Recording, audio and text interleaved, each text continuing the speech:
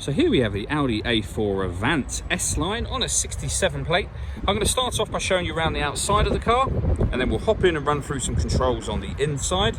But from the outside, you can see that it's a 5-door estate car with alloy wheels. Let's start off inside the boot and then work our way around the rest of the car from there. So the tailgate on this car will open electronically. You can either do that by pressing the button on the tailgate or the button on the bottom of this key. We're going to press the button on the bottom of the key for now.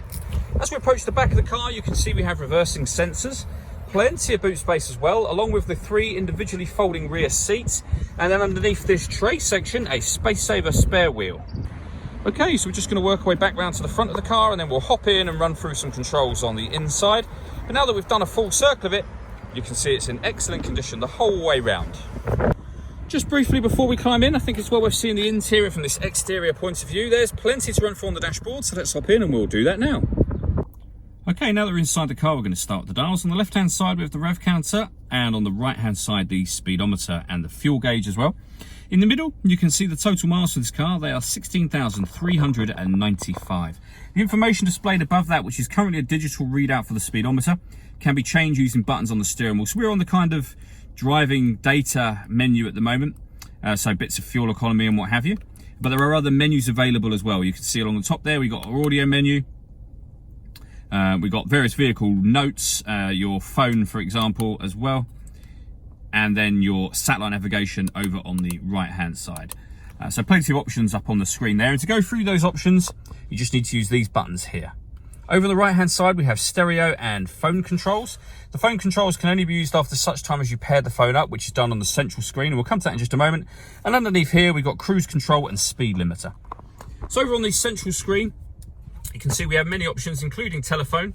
All of the movements that I'm making on the screen are all being done using these buttons just here. So this dial, these 2 buttons, and these buttons just here. You can access, for example, directly off of here, radio, your media, so your own music, your satellite navigation, and your phone, or the main menu, which is where we were. And this dial will do pretty much everything else. So for example, if you want to go to the radio, you can do.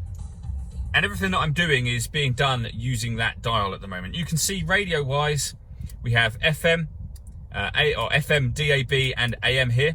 So plenty of ways to listen to your radio, but you can also listen to your own music as well. Under that media heading, there are plenty of ways of doing it. We have a CD player, SD card input, USB input, auxiliary input, and Bluetooth audio as well. We then pair our telephone from here.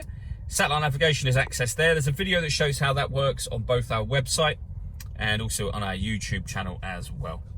Working our way down, we have 3-zone climate control, which means you can independently control the passenger temperature, the driver temperature, and then the temperature in the rear of the car as well. You can increase and decrease fan speed from there. You can put your air conditioning to eco, on, or you can turn it off, of course, from there, and you can determine what direction you'd like the air to be distributed in on both sides of the car.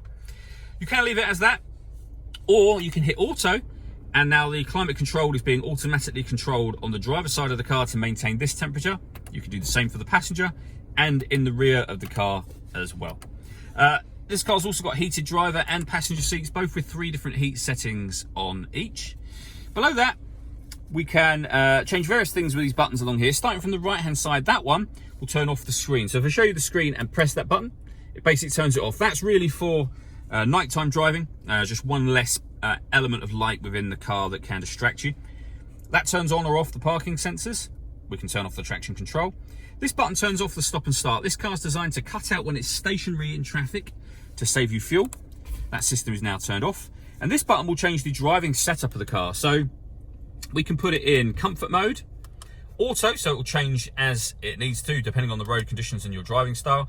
Dynamic, so more of a race type feel, or individual, which means you can customize it to be exactly as you wish it to be. This button will start and stop the engine. We have the USB input just there and a 12-volt charging socket, a 6-speed manual gearbox, electronic handbrake, and then the buttons that I was on about a moment ago, and the main volume for the stereo is just there. All that leaves me to say is thank you for taking the time to watch this video. If you'd like to come and see the car in person and have a test drive, please feel free to call any of our MJA sites. We'd love to hear from you soon.